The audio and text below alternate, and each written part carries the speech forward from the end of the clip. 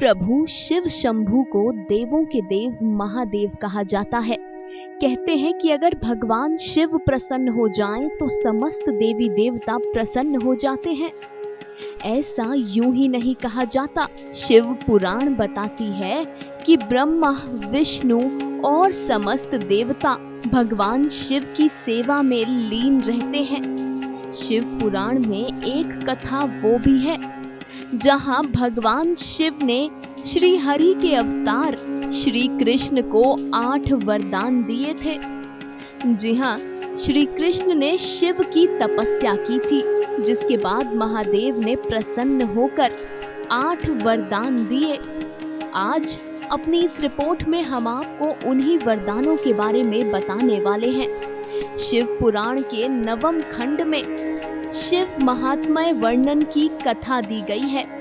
इस कथा के अनुसार ऋषि उपमन्यु भगवान श्री कृष्ण से कहते हैं, हे श्री कृष्ण, आप शीघ्र ही शिवजी की तपस्या द्वारा उनके दर्शन को प्राप्त होंगे।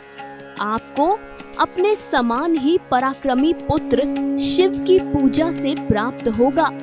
मैं आपको एक मंत्र बताता हूँ, उसके जप से आप निश्चय ही शिवजी के दर्शन प्राप्त करेंगे। ये मंत्र सभी मनोरथों को पूर्ण करने वाला है। ये मोक्ष तथा स्वर्ग प्रदान करने वाला पंचाक्षर मंत्र है। ओम नमः शिवाय। इस मंत्र के लगातार जाप से आपको महादेव की कृपा प्राप्त होगी। श्री कृष्ण ने जटा जूट बांधकर एक पैर के अंगूठे पर खड़े होकर एकाग्रचित होकर 15 महीने तक कठोर तप किया। 16वें महीने के आते ही भगवान शिव ने माता पार्वती के साथ श्री कृष्ण को दर्शन दिए। भगवान श्री कृष्ण ने उन दोनों को प्रणाम करके अनेक प्रकार के स्तोत्रों की स्तुति की। महादेव को प्रसन्न कर श्री कृष्ण ने उनसे 8 वरदान मांगे। पहला वरदान, मेरी बुद्धि सदैव धर्म में लगी रहे। दूसरा वरदान, मैं समस्त संसार में अक्षय और यश का भागी बनूं। तीसरा वरदान, आपके समीप ही मेरा निवास रहे। चौथा वरदान, मैं आपकी दृढ़ भक्ति प्राप्त करूं। पांचवा वरदान, मुझे महापराक्रमी 10 पुत्र प्राप्त हों। छठा वरदान, युद्ध में घमंडी शत्रुओं पर भी मेरी विजय हो।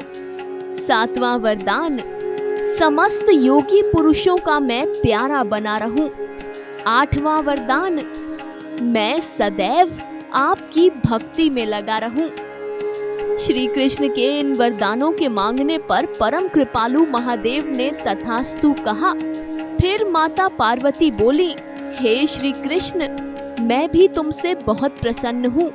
तुम मुझसे भी इच्छा अनुसार वर मांगो। जिस पर श्री कृष्ण ने कहा, हे देवी, मैं सदा ब्राह्मणों की सेवा करता रहूं और माता पिता का भक्त बना रहूं। पार्वती जी ने उन्हें ये वरदान दे दिए, जिसके बाद 10 वरदान देकर शिव पार्वती अंतर ध्यान हो गए। जी हाँ, शिव पुराण की कथा के अनुसार ये थे वो 10 वरदान जो भगवान श्री कृष्ण ने शिव पार्वती को प्रसन्न कर महादेव और पार्वती जी से प्राप्त किए थे। आप लोगों को बताते चलें कि शिव पुराण में राधा का जिक्र भी आता है। कुछ अज्ञानी लोग राधा को काल्पनिक कहते हैं, लेकिन ऐसे भ्रष्ट बुद्धि लोग ना तो पुराण पढ़ते हैं, ना ही सनातन धर्म को जानते हैं।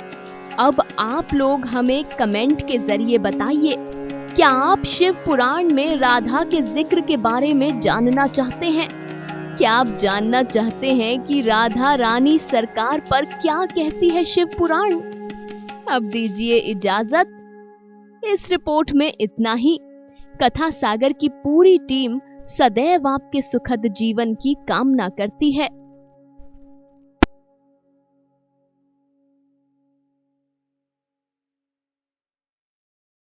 हर अपडेट के लिए सब्सक्राइब करें